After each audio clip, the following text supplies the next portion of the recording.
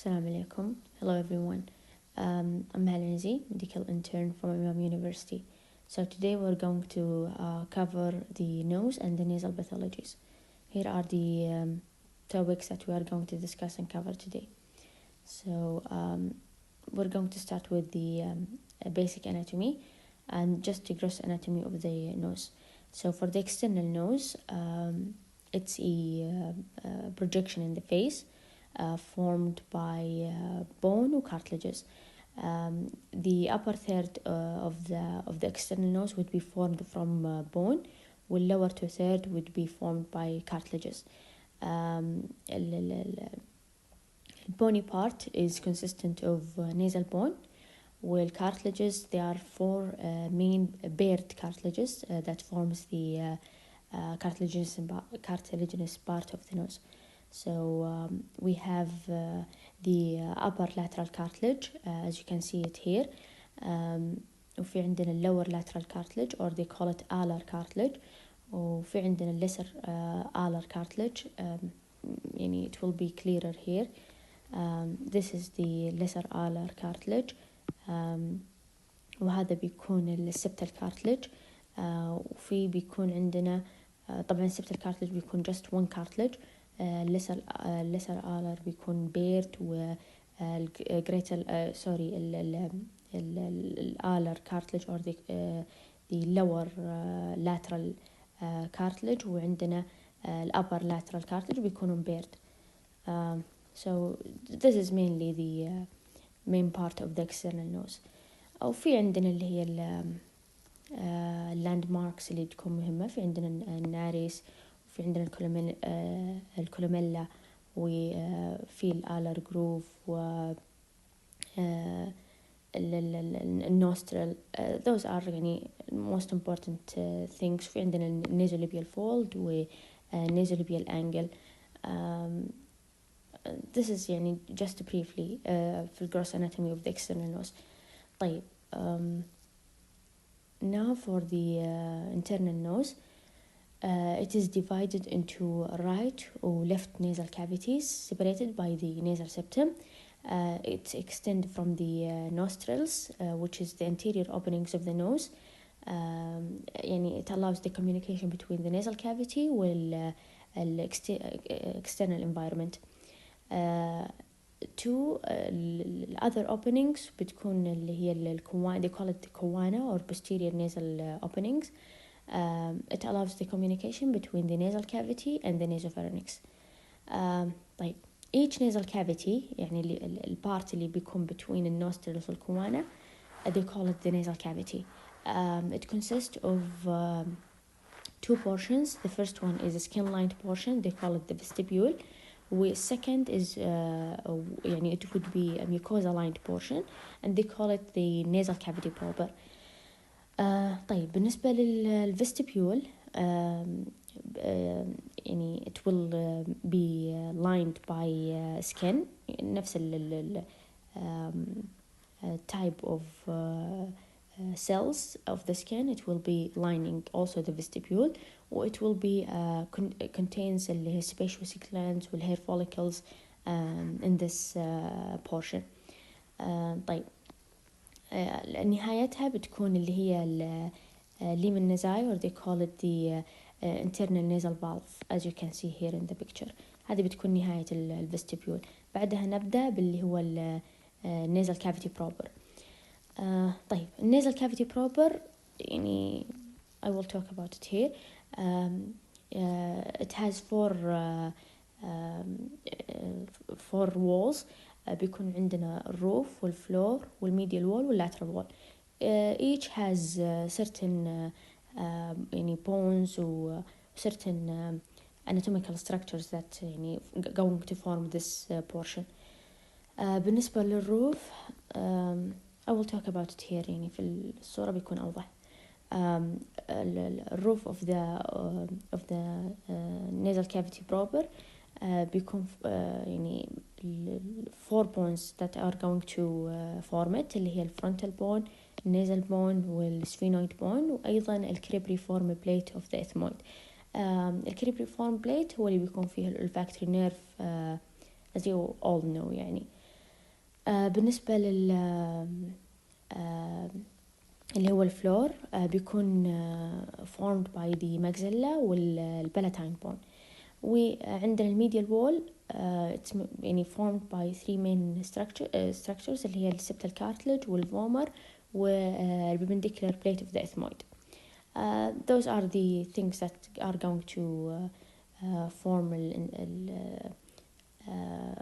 nasal cavity proper. بس عندنا lateral wall of the nose. It is formed by bony projections. They call it concha. We have three bony projections اللي هي الانفيريور والميدل والسوبيريور. طيب those bony projections are covered by mucus lining. They call it the turbinate. طيب under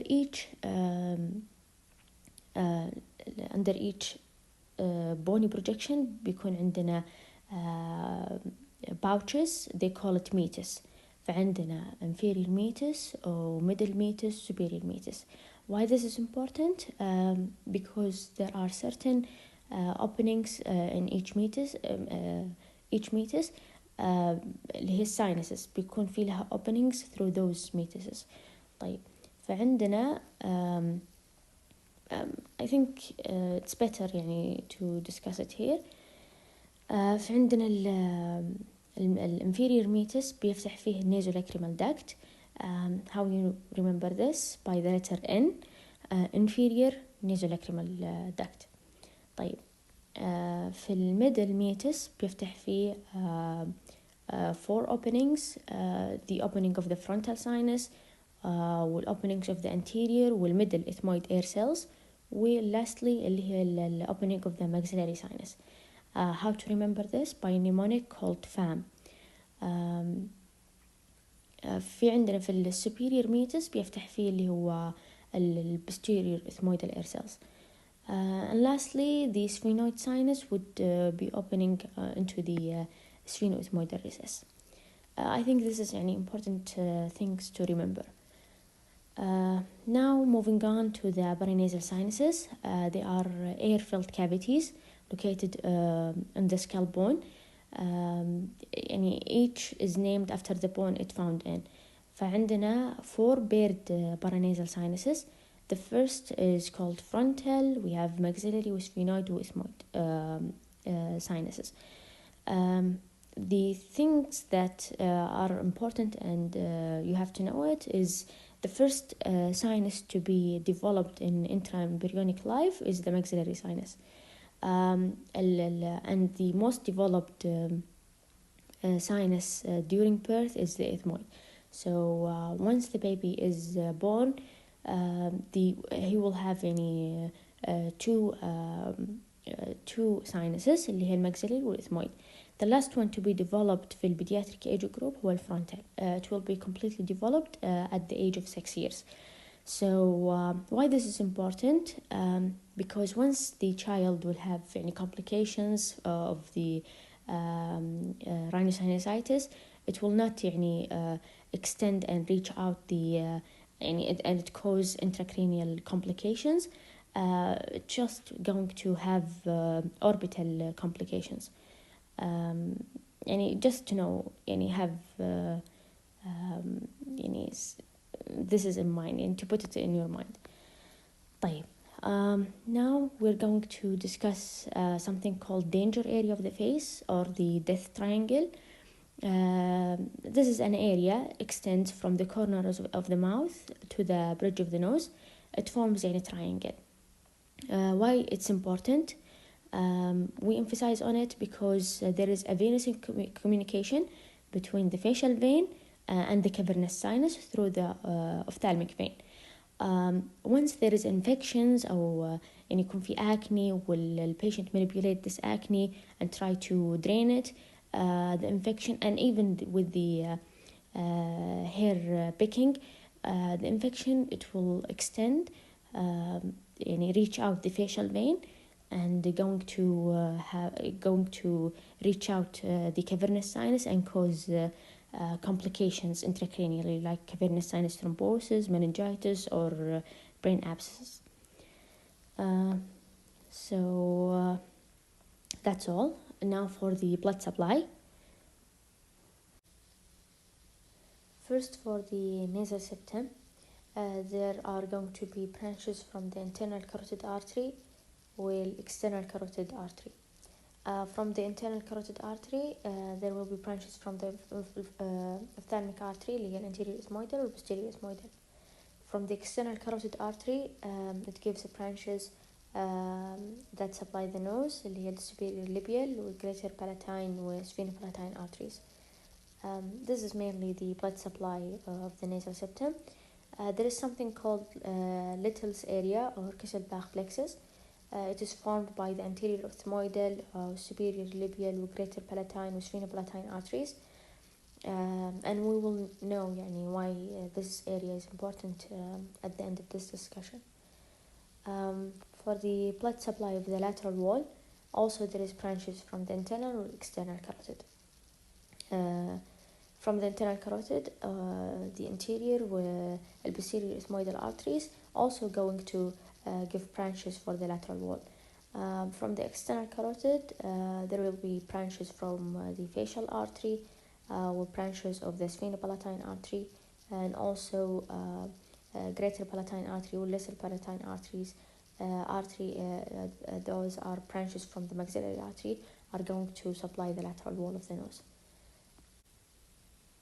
For the nerve supply of the nose, for each function there is certain nerves that are going to cover it. For the olfaction, there will be olfactory nerve. It is placed in the roof of the nose in the cribriform of the ethmoid bone. For the common sensation اللي هي البين والtemperature, we have three nerves اللي هي الانتيريور ethmoidal nerve وsphenopalatine ganglion branches of the infraorbital nerve. For the autonomic sensation or autonomic nerves اللي هي responsible for the nasal congestion, nasal secretions والnasal obstruction, بيكون عن طريق السمباثيك والباراسمباثيك اللي هي النيرفز. طيب بالنسبة للphysiology of the nose, as you know, the function and the main function of the nose is for the respiration and olfaction. عندنا function of the nose for the air conditioning للinspired air عن طريق humidification of the air, filtration, controlling the temperature of the air that is going to the lungs. أيضا protection of the lower airway through any particles or pathogens that are coming through the external environment, from the external environment. عندنا it's also responsible for the vocal resonance والnasal reflex function. nasal reflex اللي هي increasing the salivation وال secretion of gastric contents once the person smells the food. We have something called the nasal cycle. There is a rhythmic cycle of the nose اللي يكون في alternating between congestion and decongestion of each nasal cavity. It happens every 2.5 to 4 hours. هذه هي it's normal إن يكون في congestion أو nasal obstruction on one side و the other is opened ويصير فيه it's alternating. What is the pathological or something abnormal is to have both the nasal cavities congested or to have one congested nasal cavity permanently ما يصير لها decongestion. This is we think of pathological cause. Now for the physiology of the airflow of the nose. Once we breathe regularly, the air is going to go through the middle meatus into the lungs. ما يكون فيه air نفسه once it going inside the nose are not going to all the parts of the nose. So how we smell, we know that the olfactory nerve is placed in the roof of the nose, اللي هي above the superior meatus و superior turbinate. How we smell, if we want to smell something, we have to sniff it and to take a deep inspiration to make the air reach out the olfactory nerve. This is one idea to remember, something you need to know. في عندنا something else اللي هي بالنسبة للإير اللي هي الإير conditioning or اللي هي filtration of the sinuses راح يكون عن طريق expiration. فالرhythmic cycle or الإير flow للنوز لما يدخل الإير على طول it will reach out to the lungs. في expiration it will be entered into the sinuses to airing this area. So this is basically the physiology of the nose. The function of the paranasal sinuses قلنا اللي هي air conditioning, or provide the larger area للair to be warmed and humidified. أيضا gives resonance of voice. It has a role in lightening of the skull bones because they are يعني فيها البون نفسه بيكون not dense, بيكون يعني في obliterations وفتحات فبيخفف الوزن of the skull. أيضا provide extended surface for olfaction, provide local immunological defense, act as a buffer against trauma لما يكون في عندنا head trauma, to protect the brain. This is يعني basically the physiology of the paranasal sinuses. Now we're going to discuss the pathologies of the nose. First, for the disorders of smell, we have something called anosmia, which is complete and total loss of the smell sensation. الهايبوزميا اللي هي partial loss, بيكون في defect في السمell. البارازميا هي البيشنت he smells something but interpret this smell as something wrong. يعني ممكن يشم عطر, يعني he smell it as a bad thing. This is the parosmia. Phantosmia, I think it's from fantasy. He smells something that it's not there. It is olfactory hallucination. So this is the disorders of smell. Now for the congenital anomalies, we have something called choanal atresia. As we discussed, the choana is the posterior openings of the nose.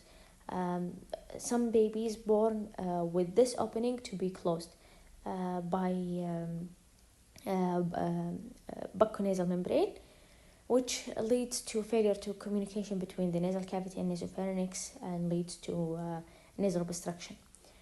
So it could be unilateral or bilateral, complete or incomplete, or consist of bony or membranous part, or sometimes both.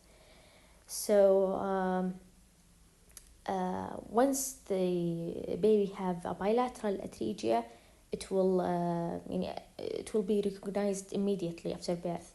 لأن بيكون في عندنا respiratory obstruction, as we know the babies are nasal breather, يعني exclusively they don't breathe through their mouth. Once there will be a bilateral atresia, it will be identified immediately, and it has to be treated immediately.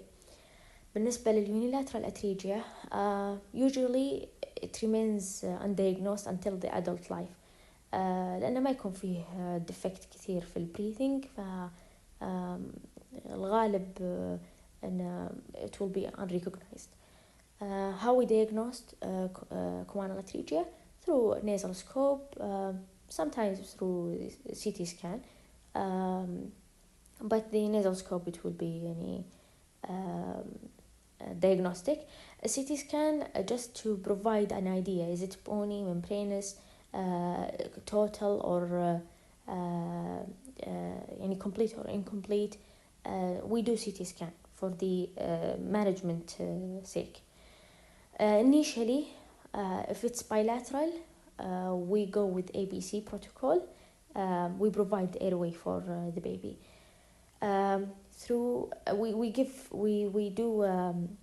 We provide oral airway, emergent oral airway through something called the McGovern technique. It's they call it mouth nipple, to make the baby we force the baby to breathe through his mouth. فنسوي له بالبداية اللي هي McGovern technique, just for the sake of the baby to breathe through his mouth. Then اللي هي definitive, we do recanalization of the posterior choana. If it's unilateral, as I said, it remains undiagnosed or غالبا unrecognized. Once it's recognized, we do recanalization of the posterior choana. So this is all for the congenital anomalies. Here is a picture of the choanal atresia. As you can see, here we have unilateral obstruction of the posterior choana. Here is bilateral, and as I said, why do we do CT? To see the extent. Is it hypone, membranous? This is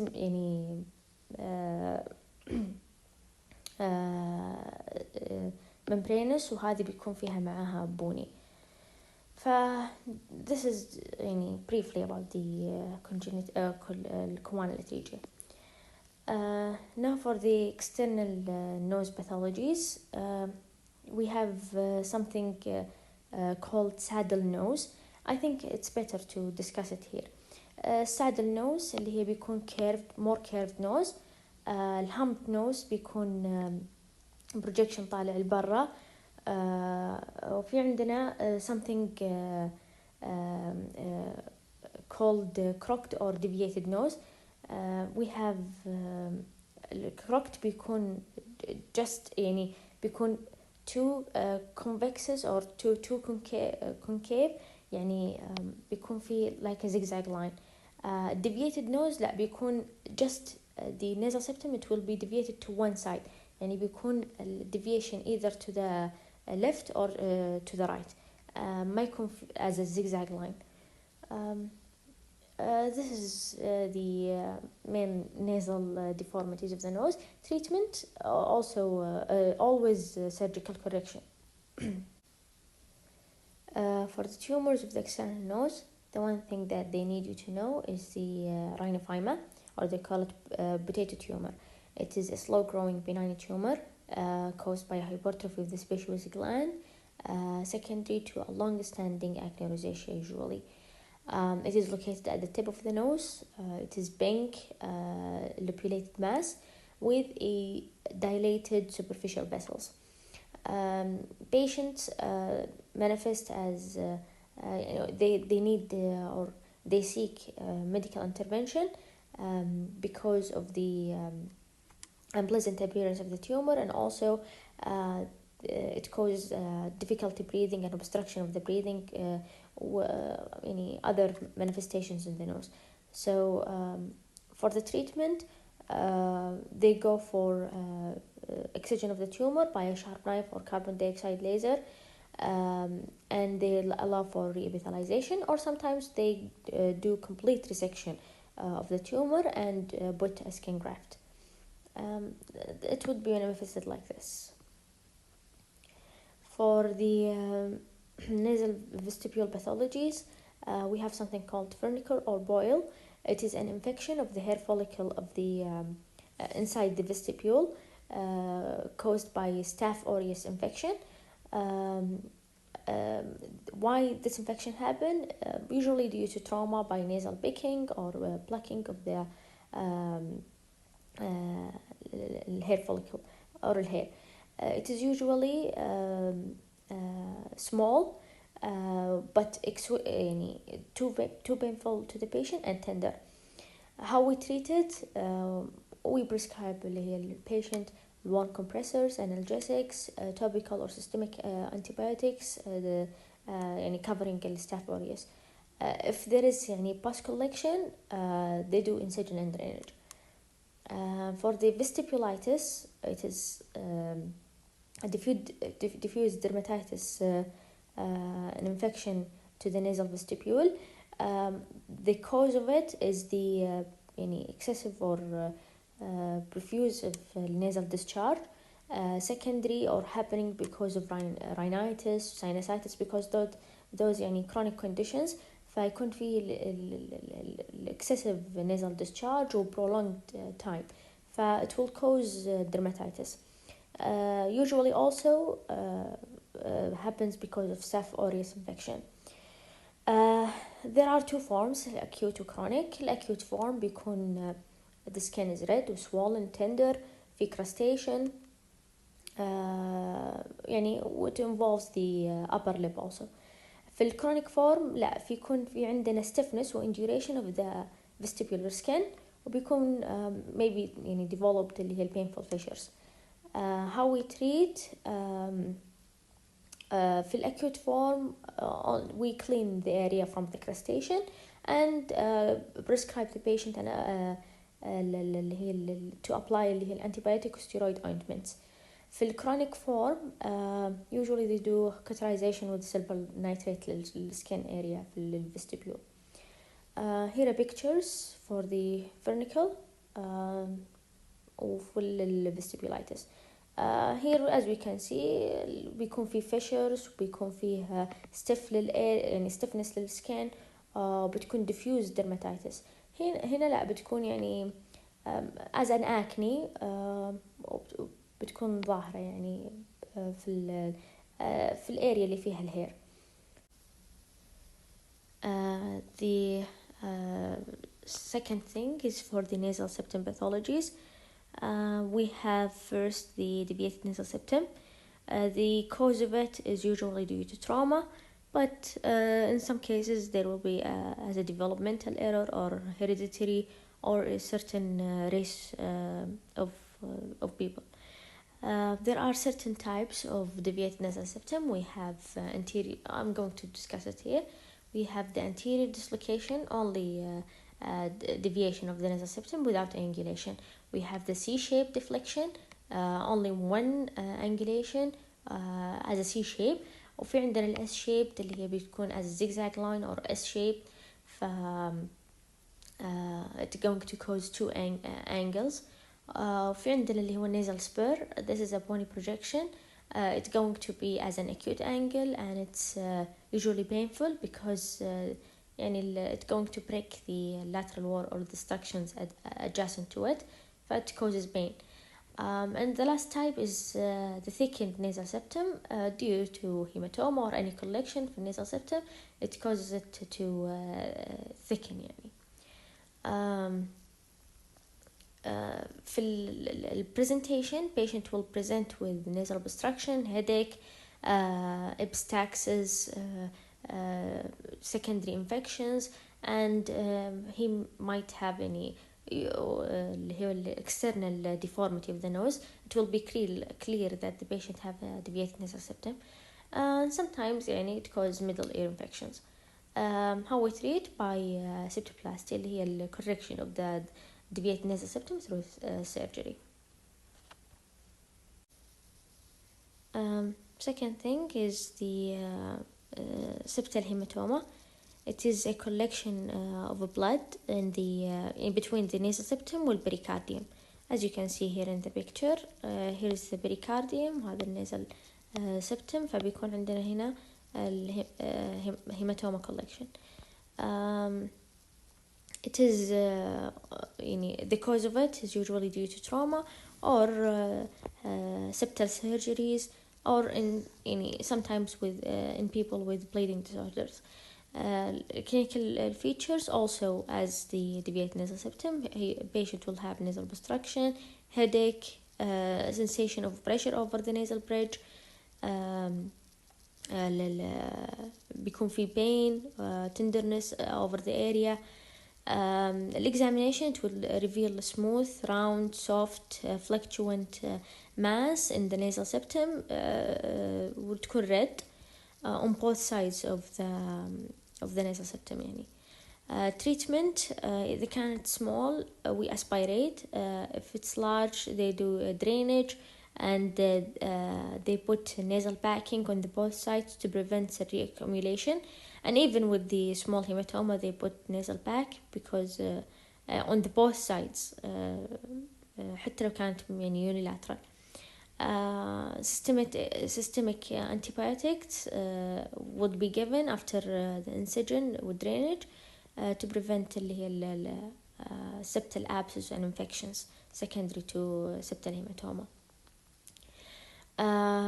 Now for the septal abscess, it is due to secondary infections, either due to septal hematoma or furnicle, or systematic infections like typhoid or measles.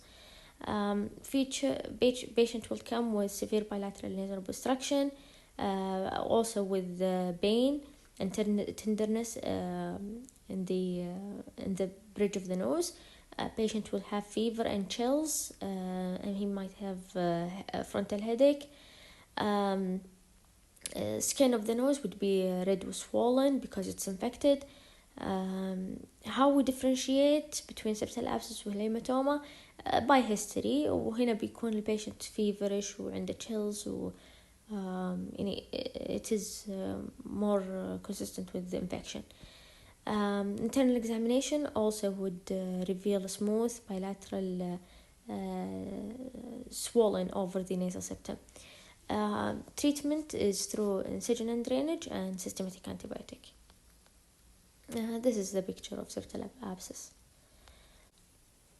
And lastly, for the perforation of the nasal septum, the perforation would include all the layers of the nasal septum, including the cartilage. So there will be a communication between the two nasal cavities. The cause of it, most likely due to trauma, and this is the most common factor. There are some other causes, like in cases of neglected foreign body or presence of septal abscess or hematoma, even some drugs or chemicals, exposure to it for a prolonged time, it would cause nasal septum perforation, like those patients who use steroid sprays for a long time, or cocaine addicts, or people who work in the chemical factories. Also, there are some other causes, like in autoimmune conditions that may lead to perforation of the nasal septum, like SLE or sarcoidosis. Some infections like syphilis or leprosy, it may lead to perforation of the nasal septum. Also, some tumors. For the clinical features, the patient would, if it's small perforation, the patient would complain from whistling sound during inspiration and expiration. Also, patient may have epistaxis, nasal obstruction, hyposmia, or there will be nasal discharge. Some of them may have crustaceans. If it's large, crusts may build up and leading to obstruction of the airway. And once the crustacean is removed, there will be a severe epistaxis. So how we treat those patients? It is most likely to be needed any plastic flaps. We place a flap on the perforation. If it's too large perforation, it might not to be treated. This is a pictures of the nasal septum. As you can see, there is a connection between the two cavities. You can even see the what is present in the other side. That's it. Moving on to rhinitis. So for the rhinitis, it is divided into two types, allergic and non-allergic rhinitis. So first, what is rhinitis? It is an irritation and swelling of the mucous membrane of the nose.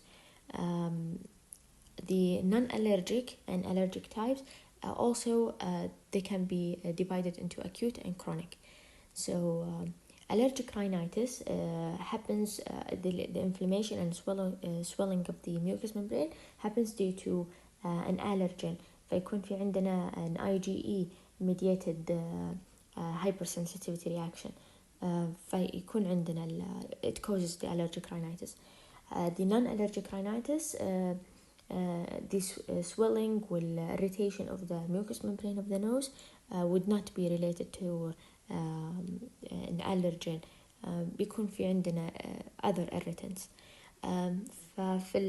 We have here acute rhinitis. It is happened due to either viral, bacterial or irritative material. فعندنا في الفيرال acute rhinitis غالبا تجي as a case of cold flu يعني. فبيجي عنده watery rhinorrhea, ممكن sneezing, nasal stiffness, ويكون عنده low grade fever. غالبا تجي البيدياتريك age group.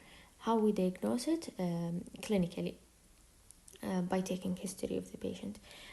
Treated by bed rest, hydration, antihistamines و nasal decongestant if the patient يعني need those. Also we prescribe اللي هي analgesics والantibiotics to reduce the fever and to relieve the headache. بالنسبة لل other types, sorry it is repeated, we have here bacterial, bacterial acute rhinitis.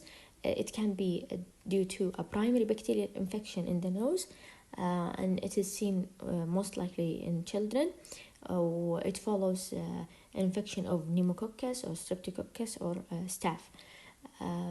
Secondary bacterial rhinitis, it happens due to secondary to a viral rhinitis. Irritative type of acute rhinitis, it is caused by exposure to dust or any irritants, smoke or gases like formalin or ammonia. It may also happen secondary to trauma or entrapment or any intranasal manipulation like removal of foreign body or anything that irritates the mucosa of the nose. The symptoms may it doesn't take much time. It will resolve by itself just by removing the causative material that causes the irritation of the nasal mucosa. That's it for the acute rhinitis. In chronic cases, there will be recurrent attacks of acute rhinitis by the presence of the same factors. So as I mentioned before, الفactors بيكونون chronic irritation by the dust or cigarette smoking and the irritants I just mentioned, or presence of nasal infections اللي قلناها الفيرال or البكتيريال due to اللي هي persistent sinusitis or tonsillitis or adenoids hypertrophy. هذه كلها it will cause chronic rhinitis. في أيضا عندنا اللي هي prolonged nasal obstruction و persistent nasal discharge. This would lead to chronic rhinitis. Some form of non-allergic rhinitis like vasomotor rhinitis, it may go chronic. How patient to present? The same presentation. Here it would be more persistent. فيكون عنده nasal obstruction, nasal discharge, post nasal dripping اللي هي البلغم, وممكن يكون عنده rhinorrhea, headache, ويكون في examination swollen terpenates و بتكون الميكوزا is thickened و red و engorged. This is basically what chronic rhinitis may present. How we treat by prescribing to the patient nasal irrigation by normal saline والintranasal corticosteroids or antihistamines depending on the patient needs. Also, we may prescribe antibiotics if it's due to infection. If the treatment failed, medical treatment failed after 6 to 12 months, then we consider doing surgery. For allergic rhinitis, as I said, it is an IgE mediated immunological reaction to the nasal mucosa. Happens due to an allergen that causes the irritation for the nasal mucosa. We have two types. The first is called seasonal allergic rhinitis. It happens during particular time in the year. The other type is perennial. It happens throughout the year, and this happens to mostly indoor exposure. يعني ممكن يكون في animal في البيت بسبب هذا الالرجي. ممكن يكون الكاربت نفسه يعني something inside the house. How the patient present, they would have a paroxysmal sneezing, يعني consistent sneezing، يعني في اليوم يعطس أكثر من 10 إلى 20 مرة، مزعج يعني. بيكون في watery nasal discharge, nasal obstruction، فيه اللي هي ال itching of the nose، ويحس فيه ال itching في البالت والفارنكس. بيكون فيه itching في الeyes، الeyes بتكون reddened. This is what the patient going to complaining of. How we treat, we give empirical treatment first اللي هي by prescribing nasal corticosteroids. If failed, then we investigate more about the cause of this allergic rhinitis. The main treatment for allergic rhinitis is by avoidance of the triggers or allergens. Also by prescribing to the patient nasal irrigation by normal saline or intranasal steroids and antihistamines to rinse or clear the mucosa from the allergens. If refractory, there is something يعني called desensitization للallergen, but يعني main treatment هي avoidance of triggers. طيب, there is something called vasomotor rhinitis. It happens due to parasympathetic hyperactivity or overactivity. It is non-allergic type, but clinically في the presentation of the patient it may resemble the allergic rhinitis. How we treat by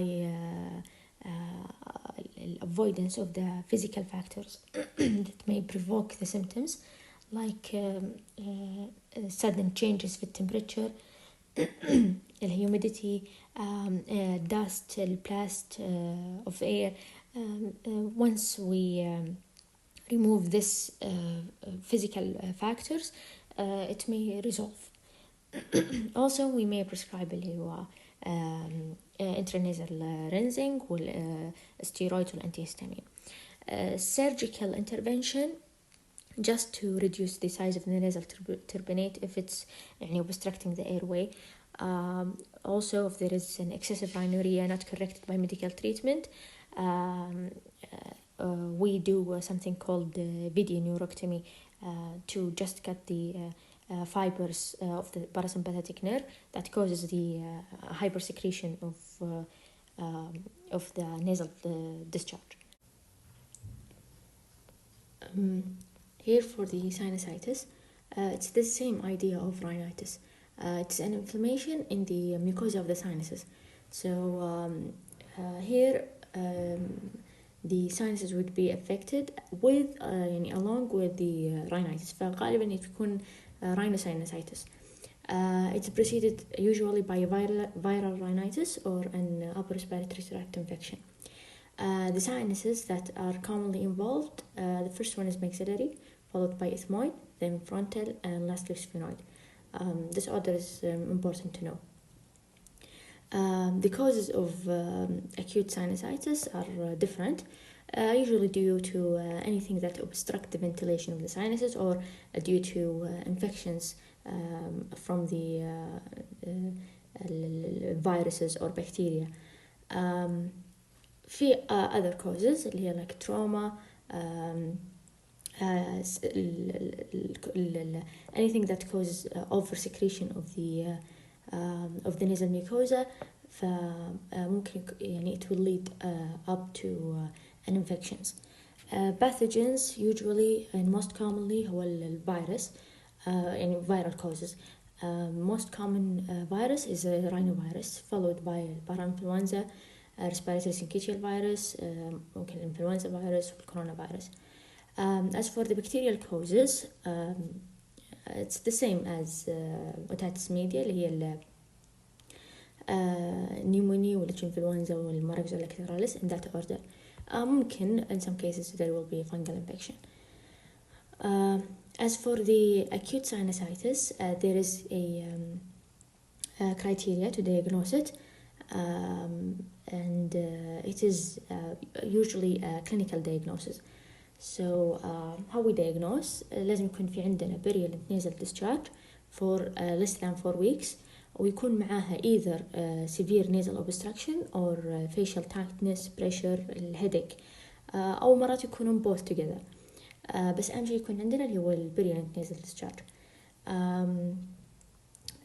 ممكن يكون there is other symptoms, بس في الكرايتيريا we depend on those symptoms. Other symptoms that patient may have اللي هي anosmia, ممكن يكون ear fullness, headache والcough, يعني اللي هي symptoms of virus or bacterial infection. How we differentiate, is it acute viral or acute bacterial infection? With the treatment, a patient would have a duration of less than 10 days of symptoms, وما يكون فيه worsening of symptoms. This is would give us a hint that patient have a viral infection. If the patient have a bacterial rhinosinusitis, the symptoms would take more than 10 days, and there will be no evidence of improvement في symptoms, or there will be a slight improvement at the beginning, then the patient will start to worse after 5 or 6 days. They call it the double worsening. So here how we can differentiate between الviral والبكتيريا. radiological يعني measures والأشياء هذه اللي نستخدم CT scan وهذا we don't need it في acute rhinosinusitis. يعني we use it only for complicated type واللي يكون فيها يعني chronic type of rhinosinusitis. بس ممكن يكون في findings في CT if we did it للacute rhinosinusitis اللي هي there will be an air fluid level, mucosal thickening edema, there will be an air bubbles within the sinuses. This is what we can find. نفس هذا البيكتشر تقريبا. There is an air fluid level here في الماxillary sinus. How we treat, the first line is augmentin. We use it for 2 weeks, and the patient يعني if allergic to augmentin there are اللي هي second lines. We give also nasal saline irrigation, topical decongestant like steroids or antihistamines. Also we give analgesics or antibiotics, usually it will resolve. Now for the chronic sinusitis, there is also a criteria to diagnose it, اللي يكون symptoms بتكون more than 12 weeks, ويكون معها at least 2 of the following symptoms, plus لازم يكون معنا either endoscopic or radiologic findings للchronic sinusitis. Here we depend on radiology أو endoscopic findings. طيب إيش هي السيمتومز اللي تكون موجودة؟ We need two of those four, either nasal obstruction أو nasal discharge, either anterior or posterior, anosmia or hyposmia, and facial pressure or headache along the face. This is basically how we diagnose chronic sinusitis. في التريتمنت we prescribe intranasal corticosteroids for 6 weeks plus normal saline irrigation. If there is no improvement, they may add on systematic steroids. If also no improvement, we add on antibiotics اللي عندها anti-inflammatory effect like clindamycin or doxycycline. If all those measures failed for 6 to 12 weeks of treatment, we go for surgery اللي هي functional endoscopic sinus surgery. Here is a graph حلو just to summarize what I've just said. إذا كانت duration less than 4 weeks, this is usually acute. إذا كانت between 4 weeks to 12 weeks, this they call it subacute rhinosinusitis. If it's more than that, it would plus we have endoscopic or imaging or CT findings, it would be a chronic. Or here is the criteria to diagnose اللي هي acute والchronic rhinosinusitis. In fungal sinusitis, it's basically a type of chronic rhinosinusitis caused by a fungal infection. Most common pathogen here is Aspergillus. There are two types of fungal sinusitis, either invasive or non-invasive, depending on the fungal invasion of the tissue through the adjacent structures. في الانفيزيف it usually happens to immunosuppressive patients with diabetic patients mainly. في non-invasive it happens to immunocompetent patients with they shouldn't have diabetes or anything that may lead to a fungus infection. في diagnosis invasive we depend mainly on taking biopsy by endoscopy. CT MRI are just to confirm the diagnosis and to see the extent of invasion, but we don't rely on them. في non-invasive there is a criteria to diagnose it. It's called Benton-Kahn criteria. All those 5 things must be present to diagnose non-invasive or allergic fungal sinusitis, which is a type of non-invasive. First, there should be an IgE-mediated allergic reaction to the fungus that's causing the allergic fungal sinusitis, and it is documented by either the skin testing or immunoassays. Also, there should be chronic rhinosinusitis with nasal polyposis present in the patient to diagnose him with allergic fungal sinusitis. Third thing, there should be an eosinophilic mucin. Confirm that there is a fungal hyphae within it. Eosinophilic mucin هو thick secretions that are present in the sinuses. Once we take a sample, we see there is a fungal hyphae present within this mucin. This would confirm the diagnosis. The fourth thing is there should be no evidence of diabetes or immunodeficiency in the patient to diagnose him with allergic fungal sinusitis. And lastly, there should be a CT findings suggestive of allergic fungal sinusitis, and this include the widening of the sinuses due to the accumulation of mucin and fungal infection that make the sinuses wide. Also, with this widening, it causes a thinning and erosion of the bone, but no invasion of the fungus throughout the bone. بس بيكون في thinning للبون. Other thing, there should be a double density, or they call it double density sign, which is a hypo and hyperdensity within the soft tissue. This would be suggestive of fungal infection.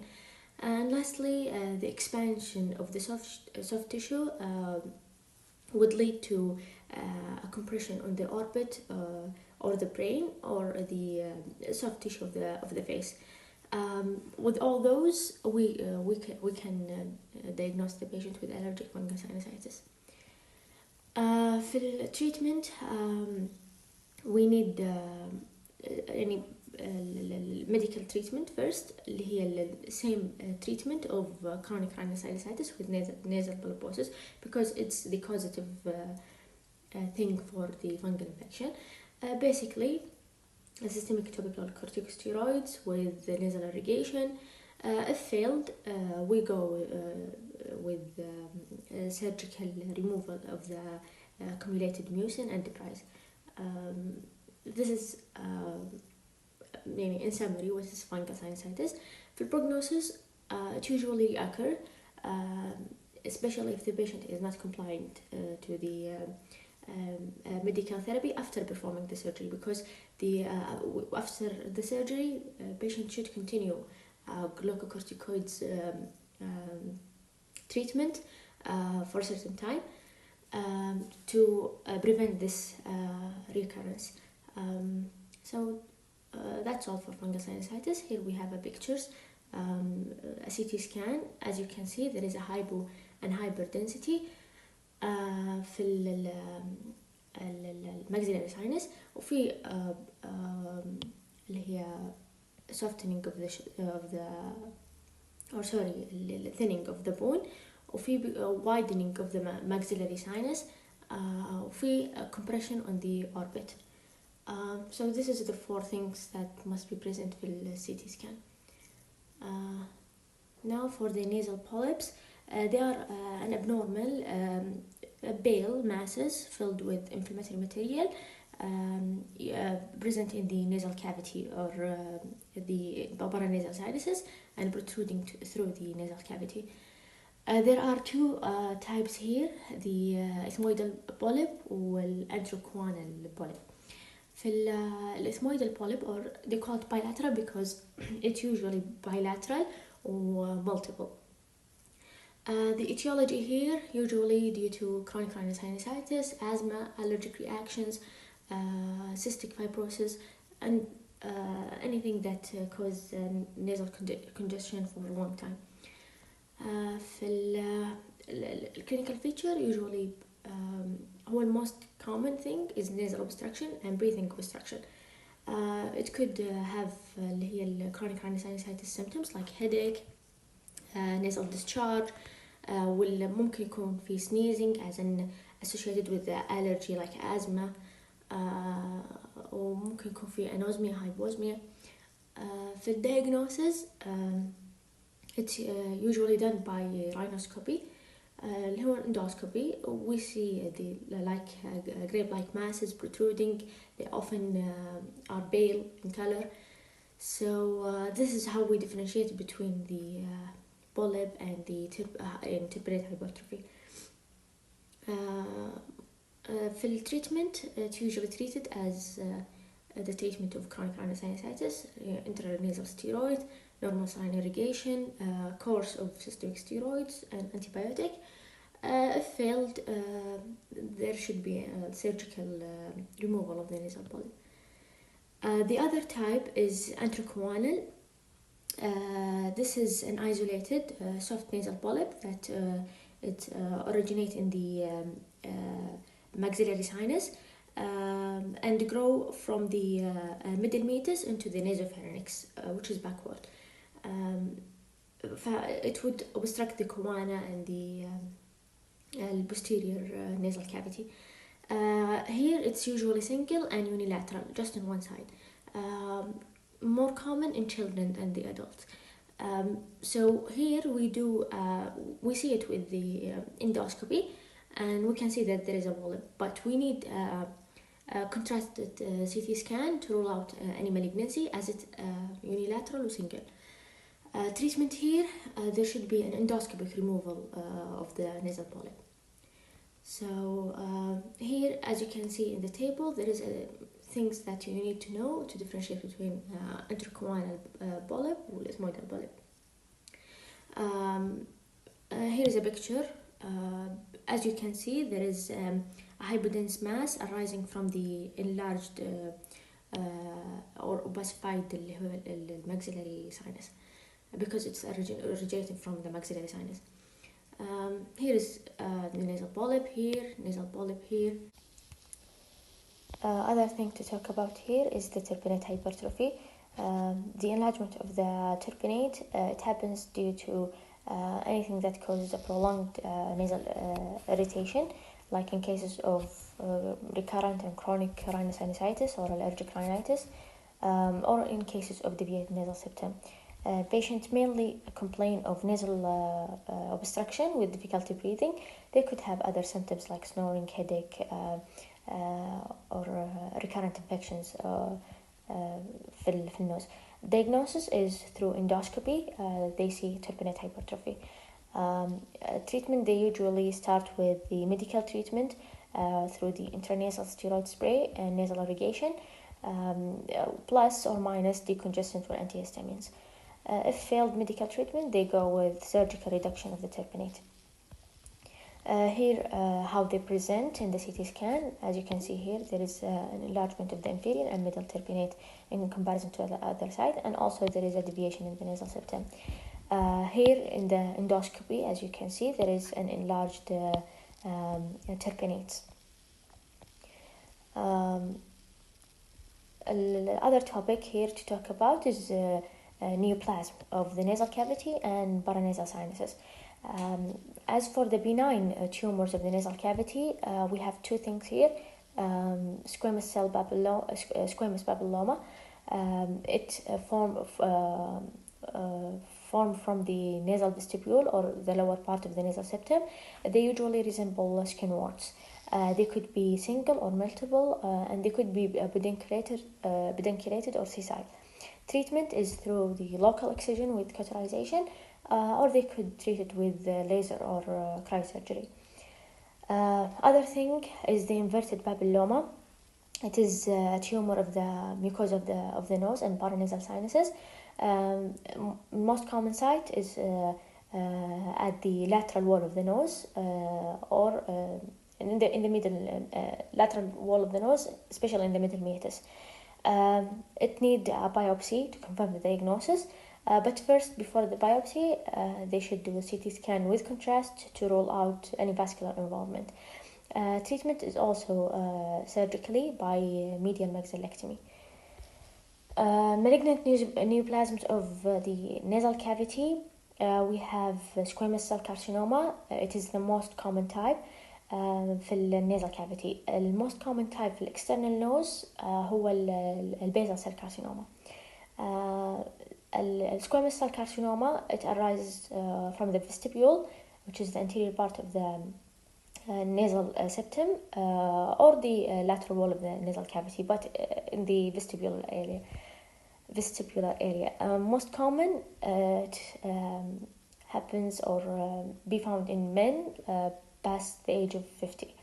Other thing is adenocarcinoma. It is a malignant tumor of the glands of the mucous membrane. It usually involves the upper part of the lateral wall of the nasal cavity. And lastly is the malignant melanoma. It is a bluish black mass found in the nasal cavity. Most common site is at the anterior part of the nasal septum. And it could be present with the middle or inferior turbinate. Treatment here is through a wide surgical excision with a good margin. Now for the neoplasms of paranasal sinuses, we have osteoma, which is a benign tumor, most commonly found in the frontal or frontal ethmoidal sinus, as you can see in the picture here. Malignant, most common malignant tumor for the paranasal sinuses is the squamous cell carcinoma, and it's usually present in the maxillary sinus. And last thing we're going to explain here is for the miscellaneous disorders of the nose. Starting with foreign body, it mostly in pediatric age group. Patients present with a unilateral nasal discharge with a full smelling. Diagnosis is basically depending on the history and physical. So a patient would present with a unilateral foul-smelling nasal discharge. It's a foreign body unless proven otherwise. They could examine physically with nasal speculum to see the foreign body if it's located anterior. If it's more deep, they could use scope. If also the object is radio opaque, they could use X-rays to localize the foreign body. Treatment is through removal of the foreign body by forceps or a hook if it was anterior, or by using the endoscope if it was more deep. Other thing is for the rhino length, it's a stony formation by deposition of the calcium and magnesium salts, usually around the nasal, around the foreign bodies or blood clots or compacted secretions. They will form. It most commonly affect adults. Once it gets enlarged, it become irregular, and it causes a pressure necrosis on the septum or the lateral wall of the nose. Patient come with unilateral nasal obstruction, foul-smelling discharge also, with blood stain, because it's going to cause an ulceration on the surrounding mucosa. And patient could have a frank epistaxis and pain, severe pain, if it's more aggressive. Diagnosis is through endoscope. They see a gray, brown, or a greenish mass with irregular surface, and it's stony, hard, and once they try to manipulate it, it will break. Treatment is through removal of the rhino length. Here how it could present with CT scan, as you can see in the picture here. Now for the CSF rhinorrhea, it's a leakage of the CSF fluid into the nose through the cribriform plate or the base of the skull. It usually happens due to trauma or due to non-traumatic reasons like neoplasm or fungal infection and invasion, or it could be without any reason. We have certain things to ask about once the patient is complaining of clear fluid coming out through the nose. And usually in those patients, they come to the clinic, not the ER. ففي history of presenting illness, we ask about the color, the amount, is it unilateral or bilateral, does the secretions going back to the mouth, is it salty in taste, and we ask about any other nasal symptoms like nasal obstruction, postnasal dripping or anosmia. We ask about any CNS symptoms like headache, blurred vision, neck stiffness, and also we ask about any otological symptoms like hearing loss, tinnitus, vertigo, and we ask about any recent trauma history, any loss of consciousness, does the patient have seizures, is there any recent intracranial infections.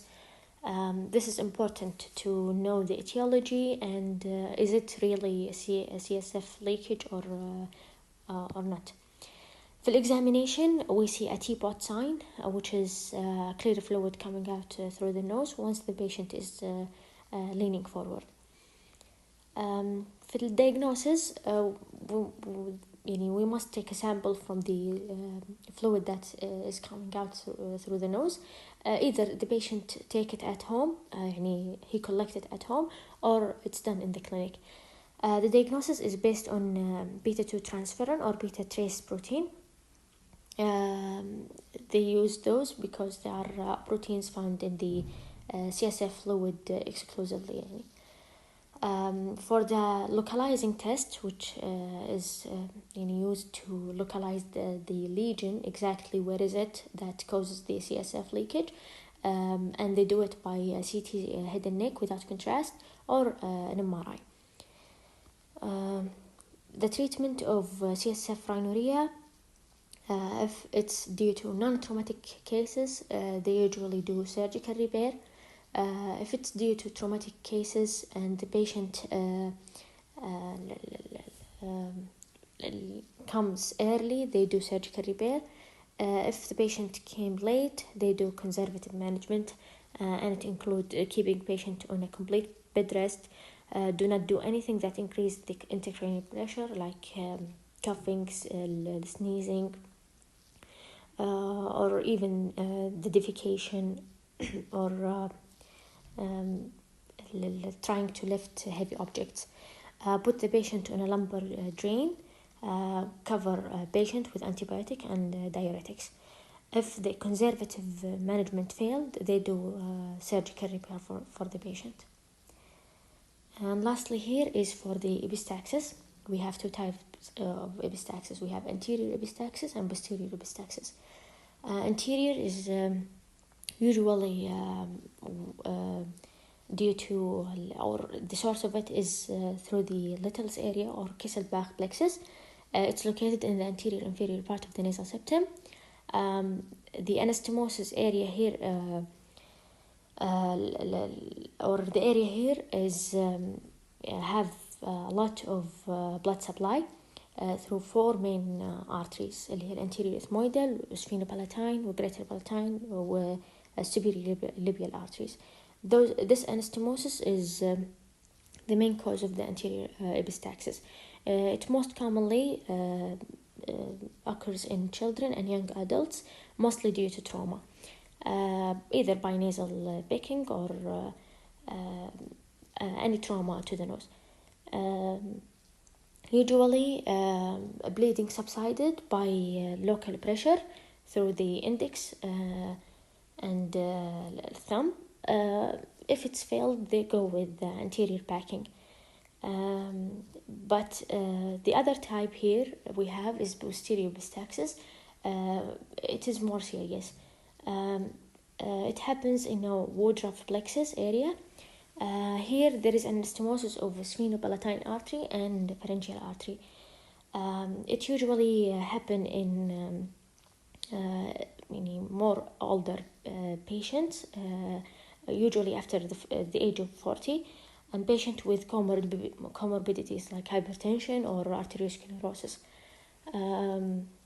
So we have to ask about those things once the patient comes with epistaxis. So for the treatment, first we do emergency treatment, اللي هي pressure on the nose with the thumb and index finger for about 5 to 10 minutes, and ask the patient to be leaning forward and apply cold compressors on the nose or the forehead. And with that, we ask the patient for certain things. It's important to ask about those things because we need to identify the cause of the epistaxis. So we ask the patient, does the bleeding happen spontaneous or due to trauma after nasal picking or any trauma in the nose? What is the duration of the epistaxis and how frequent it comes? The amount of blood that has been lost. Which side? Is it bilateral, unilateral? Is it anterior or posterior? Does it go back to the mouth? Any bleeding disorder in the patient or in the family, any medical condition in the patient, and the drug history or medication history. Does he on warfarin or aspirin or any anticoagulants? And with that, we treat an underlying cause, and with emergency management, if it's failed, they go with definitive management, which is through cauterization or vessel ligation.